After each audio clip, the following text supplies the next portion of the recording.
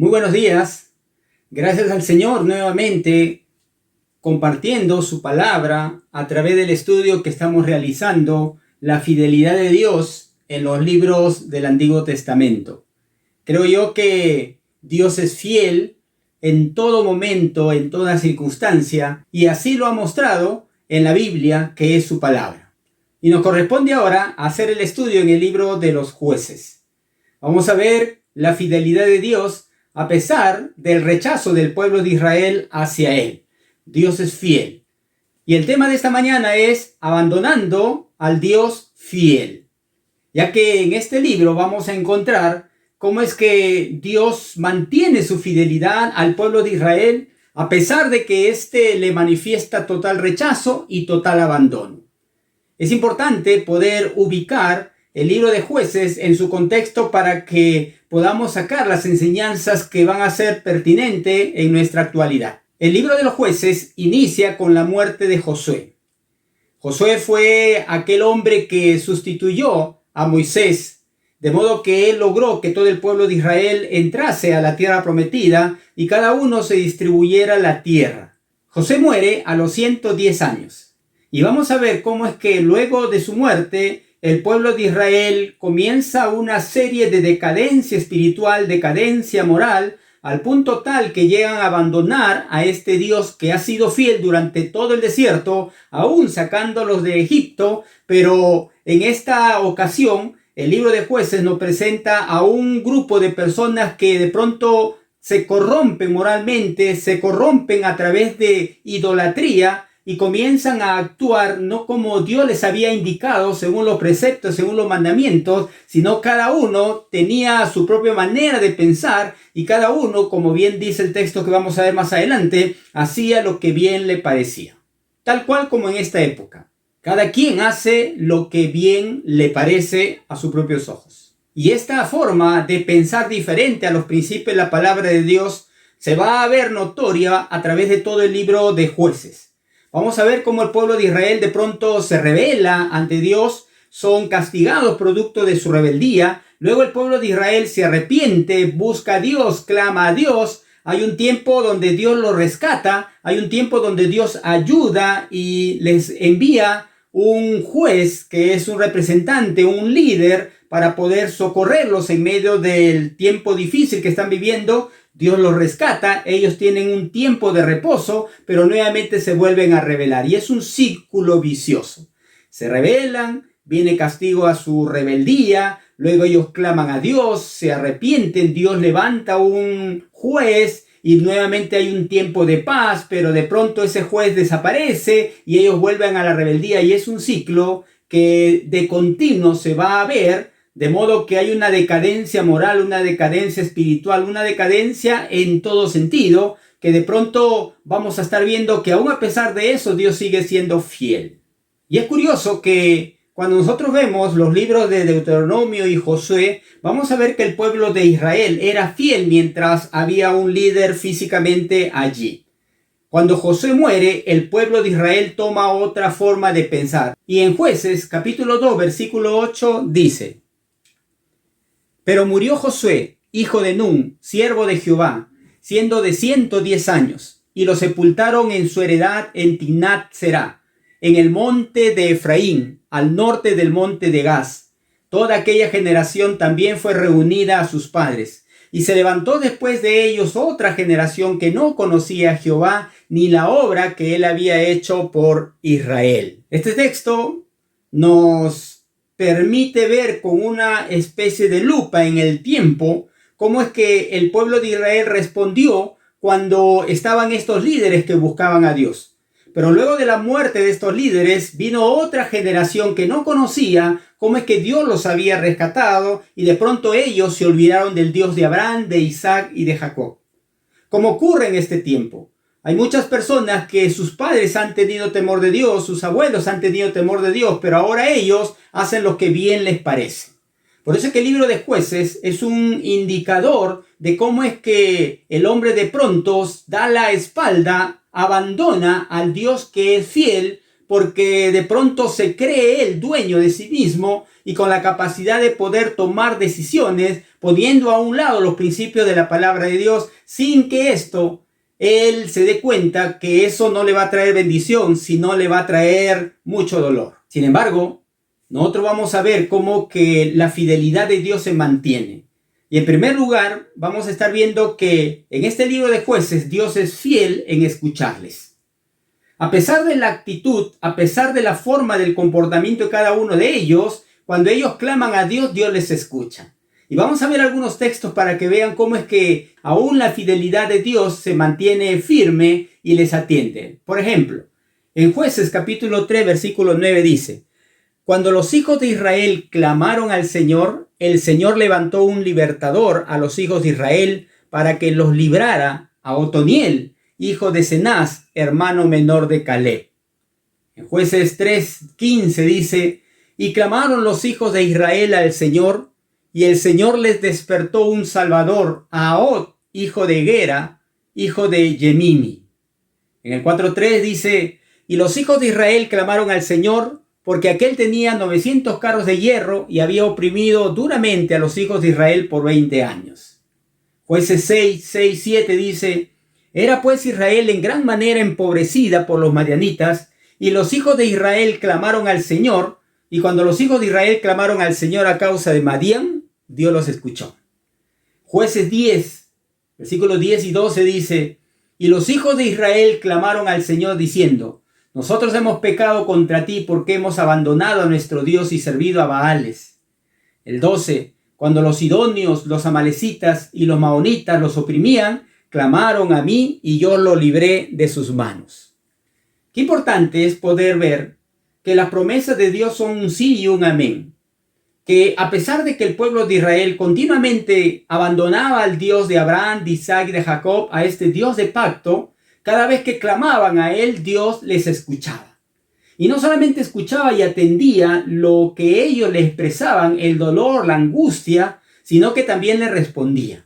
Y en Jueces, capítulo 2, 18 dice: cuando Jehová les levantaba jueces, Jehová estaba con el juez y los libraba de mano de los enemigos todo el tiempo de aquel juez, porque Jehová era movido a misericordia por sus gemidos a causa de los que los oprimían y afligían.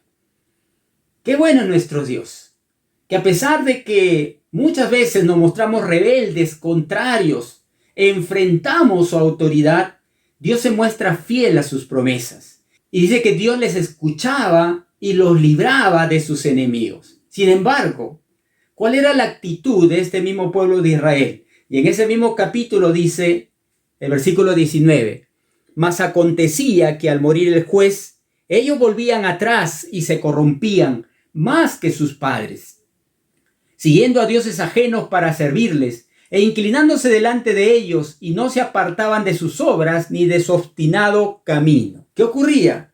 Ocurría que de pronto vivían un tiempo de paz como consecuencia de haberse arrepentido y se olvidaban de aquel Dios. Sucede a menudo.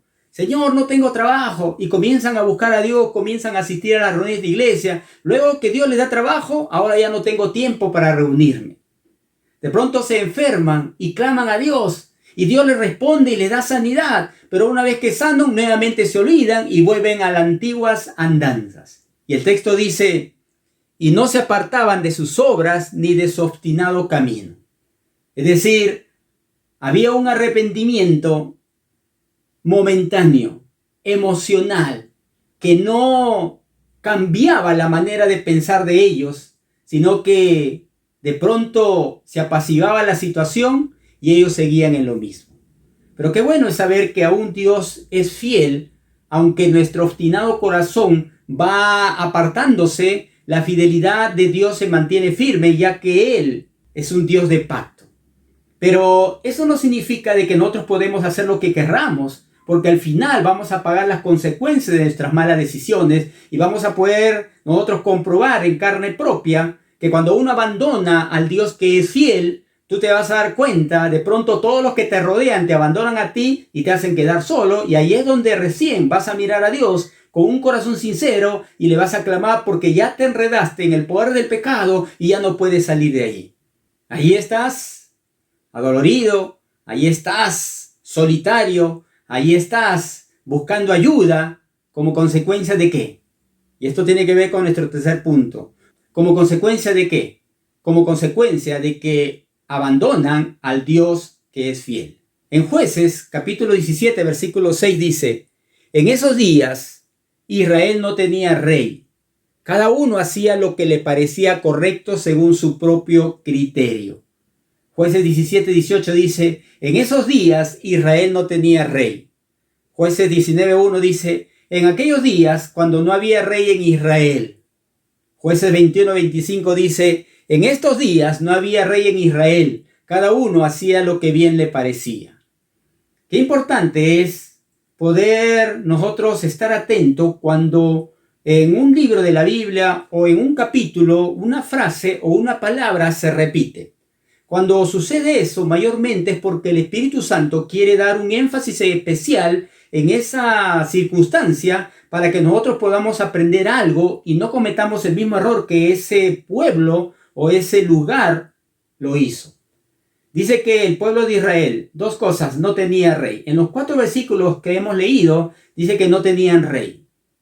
Y luego dice en 2 de ellos que cada uno hacía lo que bien le parecía. Cuando el versículo habla de que no había rey, lo que está diciendo es que no había figura de autoridad. Es decir, que al no haber a alguien como autoridad presente, cada quien hacía lo que quería porque no había que rendir cuenta a nadie, no había que seguir ciertas reglas, normas de obediencia, normas de conducta. De modo que el pueblo de Israel, al vivir sin una figura de autoridad, cada uno vivía como bien le parecía. Y cuando Dios levantaba un juez, el juez no es como nosotros lo tenemos en mente, que apunta a las cuestiones jurídicas, sino cuando habla de juez en la Biblia, está hablando de un líder que de pronto asume una responsabilidad para poder guiar a un pueblo. Cuando nosotros vemos que no había rey, no había autoridad, pues definitivamente al no haber autoridad, de pronto no hay regla que cumplir. No hay respeto hacia el prójimo, no hay respeto hacia el otro. Es un caos total. La autoridad permite que las sociedades civilizadas tengamos normas de convivencia. De modo que hay respeto hacia lo que le pertenece a otro, hay respeto hacia el bien del prójimo. Pero cuando no hay autoridad, no hay a quién acudir cuando alguien de pronto comete una infracción o comete un delito. Y esa frase, no había rey en Israel, pinta por completo lo que estaba viviendo esa sociedad. No había autoridad. Y creo que en nuestra época, usted ha comprobado a través de los medios de comunicación que estamos viviendo una de las más grandes crisis de autoridad. Estamos viendo a aquellos que de pronto se les ha delegado una autoridad para que puedan con imparcialidad aplicar justicia, no lo hacen. Y es como que si no hubiera. Es como si no existiera. Cada quien hace lo que quiere. Vas a un juzgado a que de pronto defiendan tu causa, y si el otro conoce y tiene dinero para poder ganar, pues te gana. Porque al final cada quien hace lo que bien le parece, ya que el juez no tiene ninguna autoridad que represente en 100% el rol de autoridad, especialmente autoridad moral. De pronto cada quien hace lo que bien le parece. Cuando nosotros vemos el libro de Jueces, ¿cómo es que el pueblo de Israel cae en esta espiral de constante obediencia, arrepentimiento, paz por un tiempo y nuevamente volvían a lo mismo? Uno se da cuenta de que Dios, a pesar de lo que estaba pasando, Él se mantenía fiel a los pactos que había hecho con Moisés, a los pactos que había hecho con Josué, a los pactos que había hecho con Abraham, con Isaac y con Jacob. Y aún a pesar de esa circunstancia, Él se mantenía fiel. Y cuando ellos clamaban, Dios les escuchaba. No porque ellos lo merecían, sino porque Dios es un Dios de pacto. Y Dios se acuerda de las promesas y te responde en base a esa misericordia, a ese grado de cumplimiento de sus promesas. Y a pesar de que el pueblo voluntariamente abandonó a Dios, Dios nunca abandonó sus promesas y su fidelidad hacia este pueblo. Y creo que cada uno de nosotros se ha podido dar cuenta que hay mucha gente que hace lo que bien le parece, ya que al no tener una figura de autoridad, o es más, cuando una persona no tiene autoridad, es decir, no tiene a qué rendir cuenta, de pronto su vida es un caos. Un niño que no tiene una figura de autoridad, de pronto vive una vida desordenada y de pronto los amigos se convierten en su autoridad y él hace lo que sus amigos dicen y está dispuesto a dar incluso su vida por sus amigos. Por eso es que vemos tantas pandillas por todo lado, porque los padres han perdido su autoridad y han perdido la imagen de autoridad en el hogar, de modo que el hijo no le respeta al papá porque no cumple, no está allí, no representa nada y él hace lo que bien le parece. Y esto lo vemos desde el hogar hasta las más altas esferas de gobierno, tal cual como sucedía en el pueblo de Israel. ¿No te parece que estamos viviendo una crisis de autoridad? Estamos viviendo una crisis donde la gente ya no respeta a la autoridad por la forma en que estos gobiernan o hablan o hacen. Y no hace falta ampliar el tema y poder darnos cuenta que hay una ausencia de autoridad moral en la mayoría de nuestras autoridades. Y la autoridad moral tiene que ver con el hecho de que yo hago lo que hablo y yo cumplo lo que prometo. Sin embargo, en los noticieros continuamente vemos que nuestras autoridades mienten y de pronto mentir no es tan malo como lo otro que otro ha hecho.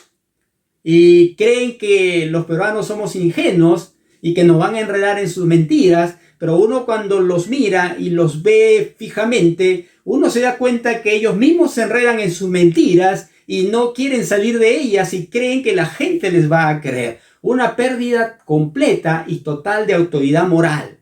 Y esta autoridad moral no solamente no lo tienen los líderes, los ministros, los presidentes, los congresistas, los jueces, los que están en eminencia en este tiempo, sino que muchas veces esta falta de autoridad moral también está en los hogares, donde nuestros hijos no nos ven como autoridad porque no hacemos lo que decimos. Ellos ven que en nuestra manera de actuar no cumplimos lo que decimos. Y qué interesante es que cuando una figura de autoridad de pronto aparece, los primeros que se dan cuenta son las personas que están a su alrededor, porque identifican que esa persona tiene algo que otros no tienen. Y si nos trasladamos a la época de Jesús, cuando el ambiente religioso era de solamente cosas externas y todos los líderes religiosos de aquella época vivían de la apariencia, de pronto aparece Jesús. Y aparece Jesús con un estilo moral diferente, con una autoridad moral en su más alto grado. De modo que cuando veían a Jesús y veían a los religiosos de la época, se daban cuenta de que Jesús tenía algo diferente. Cuando miraban a un fariseo y miraban a Jesús, se daban cuenta que Jesús tenía algo diferente. Cuando escuchaban a un fariseo y escuchaban a Jesús, se daban cuenta que Jesús tenía algo diferente. Y estos llegaron a decir lo que en el libro de Marcos capítulo 1, versículo 22 dice: y se admiraban de su doctrina, porque les enseñaba como quien tiene autoridad, no como los escribas. La Nueva Traducción Viviente dice: la gente quedó asombrada de su enseñanza, porque lo hacía con verdadera autoridad, algo completamente diferente de lo que hacían los maestros de la ley religiosa. Es decir, el pueblo, aquel grupo de personas que trajinaba en su diario vivir, ellos se daban cuenta que cuando un religioso se paraba a enseñar algo, ellos sabían que él no era el que aplicaba esa enseñanza a su vida en primer lugar. Entonces lo escuchaban porque tenían que escucharlo, pero sabían muy al fondo que era una persona que no vivía lo que enseñaba. Pero cuando apareció Jesús, de pronto se dieron cuenta que Jesús tenía algo que tú y yo debemos cultivar, mi hermano, mi hermana. Que él tenía autoridad moral. No era una persona que decía algo y luego sus hechos decían lo contrario, sino más bien sus hechos confirmaban lo que él enseñaba. Cuando Lucas escribe el libro de Hechos de los Apóstoles a Teófilo, una de las primeras cosas que menciona de Jesús en el capítulo 1, versículo 1 dice: en el primer tratado, Teófilo, hablé acerca de todas las cosas que Jesús comenzó a hacer y a enseñar. Lucas, que es un autor minucioso, un investigador, una persona que tuvo la capacidad de ordenar los acontecimientos de manera histórica, él coloca de que él iba a hablar de una persona que primero hacía, luego enseñaba. Y le dice, en el primer tratado, Teófilo, hablé acerca de todas las cosas que Jesús comenzó a hacer y a enseñar. Y Lucas coloca aquí la autoridad moral de Jesús, tal como nosotros debemos cultivarla, tal como los políticos de nuestra época deben cultivarla. Primero hacer, luego enseñar. Primero hacer, luego, ¿no es cierto?, prometer, aunque es un poco irónico esto, ¿no es cierto? Esos políticos prometen y luego ¿qué? No cumplen. Como aquel político que prometía al pueblo y le decía, yo voy a hacer en este pueblo un puente que pueda pasar de este lugar hacia el otro pueblo más cercano. Este puente va a cruzar el río y ustedes ya no van a tener que caminar y cruzar este río dificultoso, sino van a pasar por encima a través del puente que yo lo voy a hacer. Y de pronto un poblador le dice, disculpe, señor, disculpe, amigo, el pueblo no tiene ningún río. El político lo mira y le dice, vamos a hacer un río también. Vamos a hacer un río y de ahí vamos a construir el puente. Aunque suene un tanto jocoso, así son nuestros políticos y así son las personas que muchas veces equivocadamente le damos nuestro voto. Porque tercamente creemos y aún tenemos la esperanza de que un hombre o una mujer va a cambiar y va a transformar el país. Y nos enredamos con sus palabras como el pueblo se enredaba con las palabras de los fariseos hasta que llega alguien con autoridad moral y de pronto comienza a hacer y luego enseñar. Por eso qué importante es orar para que Dios coloque un rey, una autoridad conforme a su corazón. Y no nuevamente ser engañados. Y luego estar renegando. Y luego estar batallando con las decisiones totalmente de incompetencia emocional, racional. Todo lo que podemos hablar de aquellos políticos que ahora dicen representar al país. Esta autoridad que Jesús tenía era una autoridad que no provenía de sus palabras, sino de los hechos que él realizaba, respaldaban lo que él hablaba. En el capítulo 10, versículo 38 de Hechos dice, cómo Dios ungió con el Espíritu Santo y con poder a Jesús de Nazaret, y cómo éste anduvo haciendo bienes y sanando a todos los oprimidos por el diablo, porque Dios estaba con él. Es decir, todo lo que Jesús podía hacer era porque Dios estaba con él. Y cuando una autoridad carece de autoridad moral, una autoridad miente, engaña, es porque Dios no está con él. Bien, el salmista hablaba acerca de la edificación de un hogar. Si Jehová no edifica la casa, en vano trabajan los que le edifican. Y el libro de Jueces, estamos viendo que era un tiempo donde había una decadencia de autoridad, una decadencia moral, al punto tal que el pueblo se había acostumbrado a vivir de esa manera. Por eso el texto central dice, en aquellos días, estaba nombrando el tiempo, no había rey, no había figura de autoridad en Israel, en ese pueblo que Dios había elegido, sino que cada uno, es decir, de manera particular, cada persona hacía, es decir, sus actos demostraban lo que su corazón había y lo que en su mente había, lo que bien le parecía. Sus decisiones eran muchas veces en contra de la palabra de Dios, y el libro de Jueces lo presenta así para que nosotros podamos entender que esa no es la forma en que Dios quiere que nosotros vivamos nuestras vidas. Es por eso que al no tener autoridad, no tenían que rendir cuenta a nadie. El pueblo también dejó a un lado a Dios porque no había quien le dijese que también tenía que rendir cuentas a Dios. Es por eso que mucha gente deja a un lado a Dios porque los principios de Dios son incomodidad para él.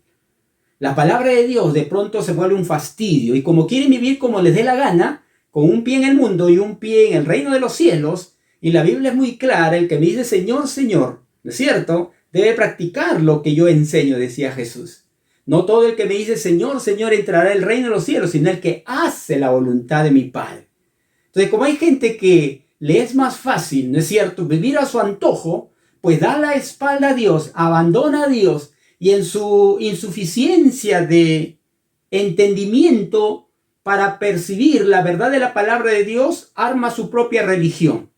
Y hay dos textos en el mismo libro de Jueces que nos hablan de esta actitud de esos personajes. Dice Jueces 17:6, en esos días Israel no tenía rey, Cada uno hacía lo que le parecía correcto según su propio criterio.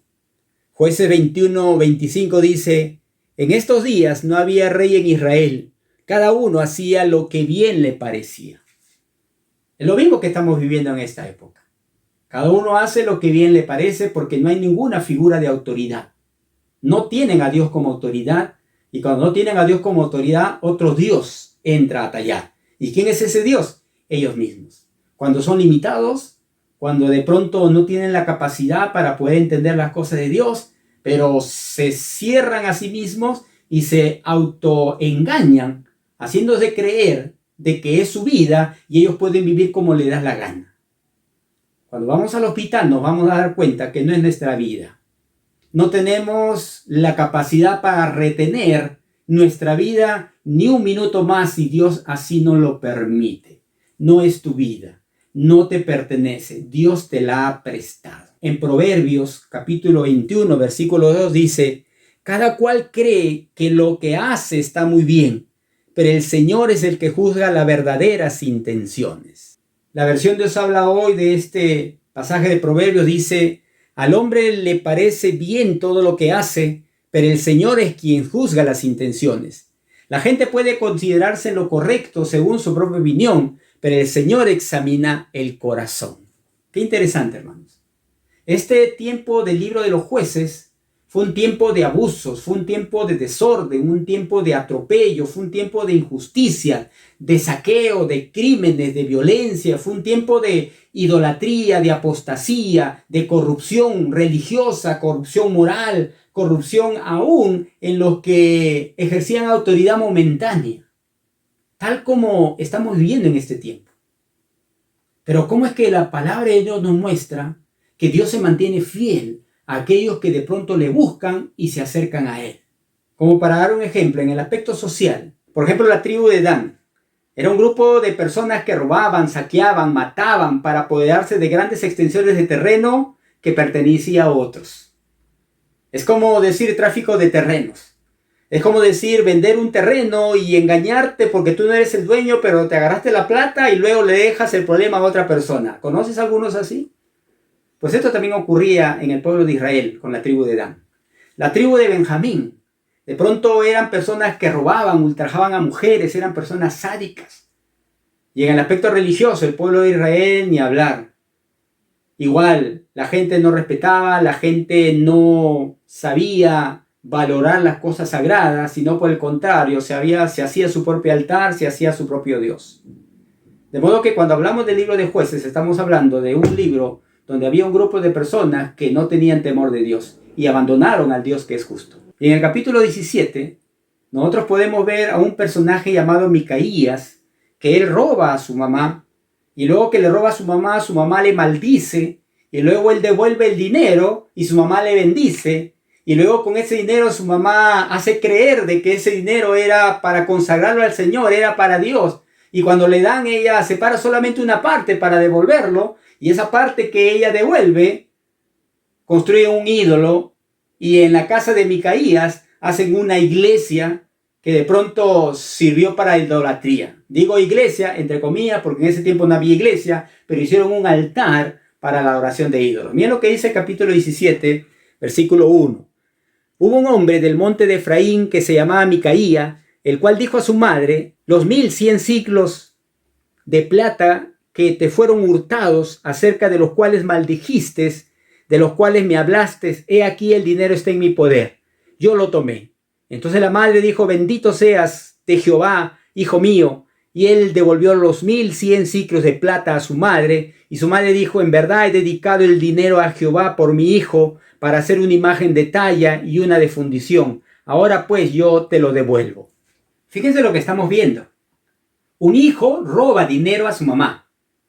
En total 1100 siclos de plata. Ahora, ¿cuánto sería esto? En el versículo 10 de ese mismo capítulo dice: entonces Micaía le dijo: quédate en mi casa, y serás para mí padre y sacerdote, y yo te daré 10 siclos de plata por año, vestidos y comidas. Y el levita se quedó. Es decir, la historia continúa y Micaía de pronto se encuentra con un hombre que es levita y lo contrata para que se haga cargo de de su templo en su casa que él había realizado, de su altar. Y le dice, mira, yo te voy a pagar 10 ciclos de plata por año. Entonces él acepta. A él le parece bien el sueldo. 10 ciclos de plata era lo que le iba a pagar por año. Si nosotros multiplicamos esto en soles, podríamos decir que el sueldo mínimo es 930 soles. Al año 11.160 soles. Y si este levita aceptó esta paga de un año, y que en aquella época era 10 ciclos de plata, y Micaías robó a su mamá 1.100 ciclos, podríamos decir que lo que robó en referencia al pago que iba a hacer al levita era 110 años de paga. Podríamos decir que si en un año a una persona se le paga 11.160 soles por 110 años, podemos ver que Micaías robó a su mamá 1.227.600 soles. Era una gran cantidad de dinero. Por eso es que la mamá, cuando se entera que alguien le roba, maldice y echa maldiciones y improperios. Y luego su hijo dice, mamá, yo lo tengo, yo te lo robé, toma. Y ay, hijito, Dios te bendiga. Y como que todo quedó ahí. Y es más, ella miente diciendo, esa plata que me han robado era para las cosas de Dios. Y cuando le devuelven la plata, ella da la quinta parte a las cosas de Dios, pero se hizo su propio ídolo con Micaías. ¿No estamos viendo una generación así? ¿Se acuerdan cuando Ananías y Zafira vendieron su terreno? ¿Este es el precio que tú has vendido tu terreno? Y Ananías dice, sí, ese es el precio. Y Pedro, guiado por el Espíritu Santo, le dice, pero ¿por qué mientes? En otras palabras, ¿no? Si este dinero era tuyo, era tu terreno, era tuyo, tú te lo podías haber quedado. ¿Por qué vienes acá a aparentar algo que no es? ¿Por qué vienes a decir que es y no es? Porque vienes a decir, esta es mi ofrenda, y al final la cantidad no la es. Mientes, y se murió Ananías. Luego vino la esposa, Zafira, y le preguntaron lo mismo, y ella también se había puesto de acuerdo con su esposa, y también ella dice, sí, esa cantidad hemos vendido. Y ella también termina muerta. ¿Por qué? Porque intentaron mentir al Espíritu Santo. Y acá nosotros vemos una total catástrofe espiritual, porque no había respeto a las cosas de Dios tampoco. Y podemos ver que este hogar, mamá e hijo, mintió el hijo, robó el hijo, mintió la mamá, habló lisura a la mamá, podríamos decir, y los dos eran unos completos idólatras. ¿No se parece acaso a nuestra actualidad? Donde la mentira continuamente está en el hogar, donde muchos hijos roban a las mamás, roban al papá, roban para la droga, roban para diferentes cosas, y la mamá y el papá se hacen de la vista gorda a veces, y no tiene la valentía de llevar a su hijo a un centro de rehabilitación, o de pronto, no es cierto, saben que se está drogando y le dan indirectamente, y fabrican sus propios ídolos, se acomodan a su propio estilo de religión, y viven su religión, viven su fe de acuerdo a su conveniencia y no al escrito está, porque la Biblia, la palabra de Dios, les es molesta. Y cuando alguien de pronto les dice lo que la palabra de Dios dice, eres radical, eres muy legalista. Y de pronto abandonan al Dios de Israel. Por eso que creemos, mi hermano y hermana, que el criterio personal es la peor arma que podemos tener. Y es la que nos puede llevar a fracasar. Es decir, cuando nosotros en ocasiones, en base a nuestro propio criterio, nosotros tomamos decisiones y dejamos a un lado la palabra de Dios, definitivamente tú te vas a dar cuenta que al no consultar al Señor, tus decisiones no van a ser acertadas. Y a veces cuando no acertamos, cuando nos equivocamos, siempre buscamos un culpable y echamos la culpa a alguien de nuestra desgracia. Vas a emprender algo, busca a Dios. Vas a iniciar algo, pídele al Señor su guía y su dirección. Por eso es tiempo, mi hermano, que nosotros dejemos de vivir como sea. Dejemos de vivir como nos dé la gana. Y empecemos a tener presente al Dios de Abraham, el Dios de Isaac y Dios de Israel, nuestra máxima autoridad. Si todos los demás viven a su antojo, pues que lo hagan, porque al final de cuentas cada uno rendirá cuenta a Dios. Porque nosotros no tenemos poder para cambiar a las personas. Cada uno decide por su vida, cada uno decide por su futuro. Pero cuando abrimos la palabra de Dios es clara. Dios es un Dios claro. Dios no da sugerencias, Dios da mandamientos. Por eso que un día Josué dijo, ustedes decidan, pero yo y mi casa serviremos a Jehová. Y el libro de Jueces es un libro que nos habla de una manera clara cómo es que uno puede abandonar al Dios fiel y de pronto entrar en la mentira, entrar en la idolatría, entrar en todos los pecados sexuales que no lo hemos tocado, pero ahí está Sansón como un gran ejemplo. Y otros hombres que pareciera que Dios estaba con ellos, pero su pecado definitivamente ocultó y tapó todo aquello bueno que ellos podrían haber hecho. Es tiempo que nosotros le permitamos a Dios dirigir nuestras vidas. Es tiempo que le digamos al Señor, Señor, está bien, yo quiero consultarte en todo. Yo he creído que yo tengo el timón de mi vida y yo hago de mi vida lo que yo quiero. Pero me doy cuenta, Señor, de que sin un respeto a una autoridad que eres tú, definitivamente no voy a ir a un buen final. Definitivamente este camino se va a volver cada vez más dificultoso y no voy a llegar a un buen puerto. Porque mi hermano, si tú te haces llamar cristiano, pues Cristo debe ser tu cabeza.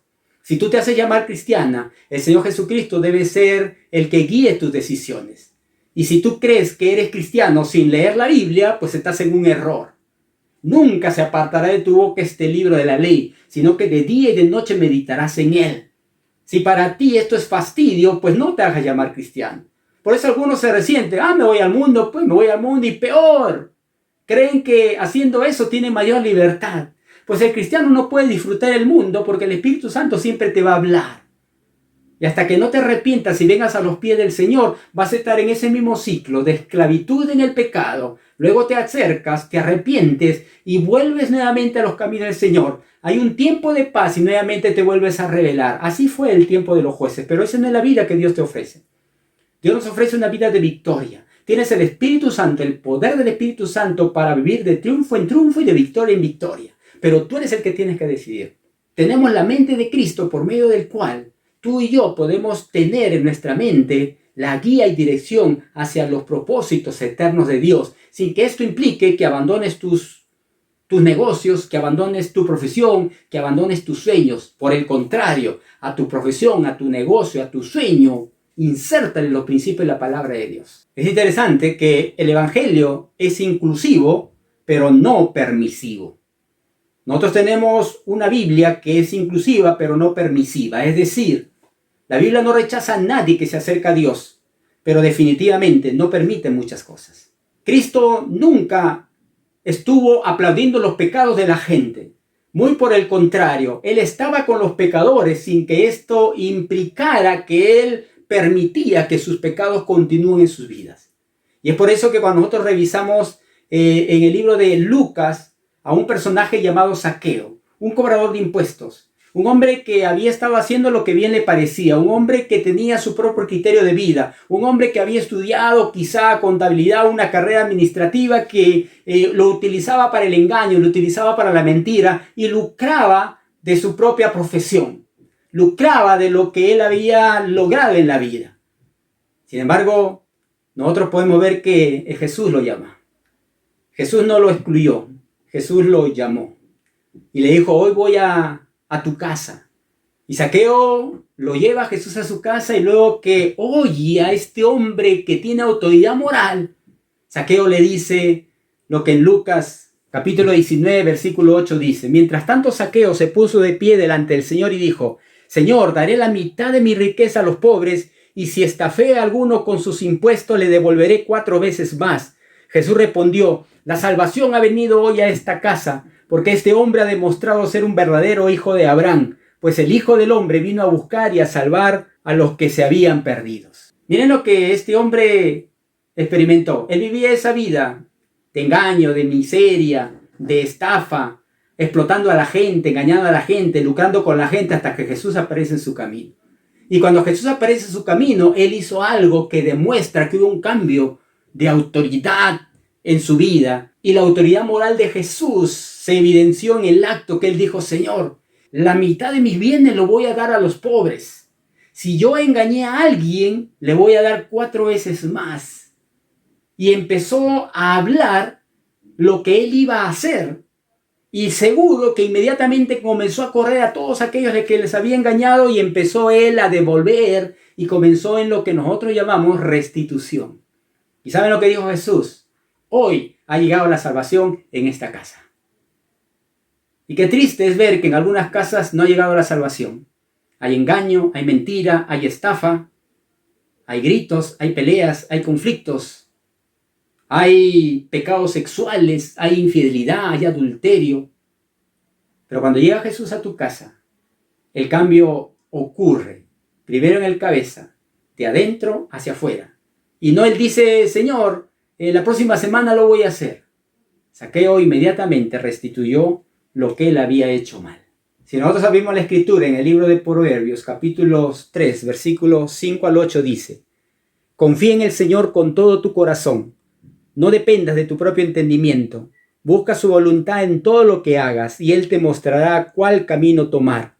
No te dejes impresionar por tu propia sabiduría. En cambio, teme al Señor y aléjate del mal. Entonces dará salud a tu cuerpo y fortaleza a tus huesos. Aquí está, mi hermano, el principio para ti. Aquí está, mi hermano, lo que Dios quiere que tú hagas ahora. Quizás eres testigo como yo y como muchos de la pérdida de autoridad moral en nuestras autoridades. Pero tú has perdido tu autoridad. Quizás tú eres de los que crees que tienes la capacidad suficiente para poder decidir y hacer lo que te da la gana. El libro de Proverbios dice: no te dejes impresionar por tu propia sabiduría. En cambio, teme al Señor y aléjate del mal. La capacidad intelectual no es garantía de autoridad moral. De modo que lo que nosotros tenemos que trabajar es en nuestro carácter. Y decir, Señor, en lo poco que sé, en eso lo voy a poner en práctica. Y como consecuencia de eso, dice, vas a tener salud en tu cuerpo y fortaleza en tus huesos. Qué bueno es saber que una persona puede ir a su cama y dormir tranquilo. Porque el texto bíblico dice, a su amado Dios dará el sueño.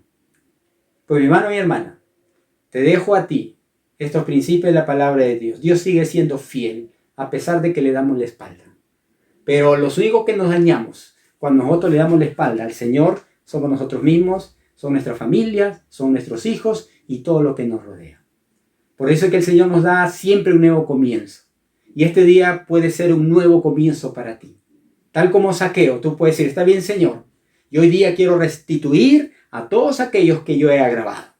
Porque, por cierto, Dios te perdona tus pecados, pero no las consecuencias de tu pecado. Y si tú has estafado a alguien, pues tú tienes que tener la valentía de decir, yo te estafé, aquí vengo a devolverte lo que te he estafado. Eso es cuando llega la salvación a una casa. Porque la religión te dice, camina nomás y olvídalo. El Señor no. El Señor te demanda restitución. Y si tú tienes que restituir algo, ora a Dios para que el Señor te dé la oportunidad y tú puedas restituir a quien has agraviado. Si es de palabra, si es de conducta, si es dinero, si es un bien. Si alguien te ha prestado algo, devuélvelo. Y si tú has prestado a alguien, ¿no es cierto? Pues avísale para que te lo devuelva.